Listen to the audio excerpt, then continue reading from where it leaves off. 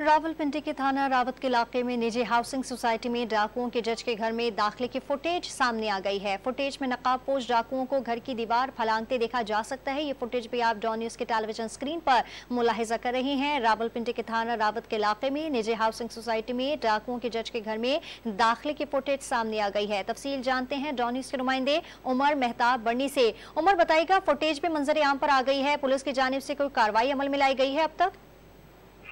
जी देखिए, ये थाना रवात का इलाका है जहां पर निजी हाउसिंग सोसाइटी के फेज 8 में एहतसाब अदालत आजाद कश्मीर के जज को डकैती के दौरान कत्ल किया गया है और इसकी फुटेज भी सामने आ गई है।